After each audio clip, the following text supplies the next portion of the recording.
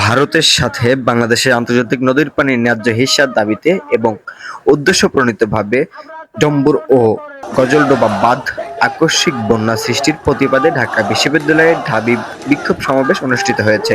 বুধবার ২১শে আগস্ট রাতে বিশ্ববিদ্যালয়ের সন্ত্রাস বিরোধী রাজু ভাস্কর্যের পাদদেশে সাধারণ শিক্ষার্থীর ব্যানারে এ সমাবেশ হয়। সমাবেশের শেষে মিছিল নিয়ে ডিসি চত্বর ঘুরে পুনরায় রাজু ভাস্কর্যে এসে কর্মসূচি শেষ হয়। এ সময় তারা দিল্লি না ঢাকা, ঢাকা, ঢাকা, রক্তের বন্যায় ভেসে যাবে অন্যায় সহ নানা রকম স্লোগান দেন। এই বিক্ষোভ সমাবেশে বৈষম্যবিরোধী ছাত্র আন্দোলনের সমন্বয়ক ও বিশ্ববিদ্যালয়ের সমাজবিজ্ঞান বিভাগের শিক্ষার্থী হাসিব আল ইসলাম বলেন, ভারত আগ্রাসনের বিরুদ্ধে শহীদ আবরার আওয়াজ তুলেছিল। তাকে ফ্যাসিস্ট হাসিনার হাতে জীবন দিতে হয়েছে।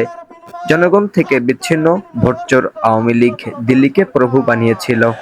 এখন সরকারের রক্তের বিনিময়ে অর্জিত ছাত্র জনতার সরকার। দিল্লি আপনার আধিপত্য অগ্রাসন ভুলে যান।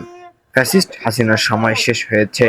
তিনি আরো বলেন, ভারত তার আগ্রাসনের কারণে প্রতিবেশী নেপাল, ভুটান, মালদ্বীপ প্রত্যাখ্যাত হয়েছে। আধিপত্য চাললে বাংলাদেশের জনগণও আপনাদের প্রত্যাখ্যান করবে। বন্ধুত্ব হবে ন্যায্যতা, সমঝোতার ভিত্তিতে, প্রভুত্বের ভিত্তিতে নয়। অবিলম্বে এসব নদীর বাঁধ গুঁড়িয়ে ফেলতে হবে। আন্তর্জাতিক নদীতে বাঁধ চলবে না। আকিবুজ্জামান, মানুষের কল্যাণে প্রতিদিন, ঢাকা।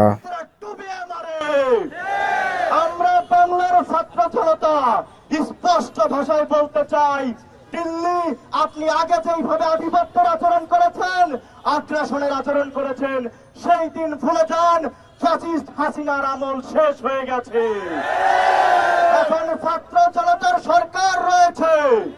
সুতরাং যতক্ষণ পর্যন্ত না এই গণহত্যার সাথে সম্পৃক্ত শেখ হাসিনাকে ফেরত, খুনি হাসিনাকে দেশে ফেরত দেবেন, তার আগ পর্যন্ত ভারতের সাথে যত সকল অসম চুক্তি শেখ হাসিনা করেছে বাংলাদেশের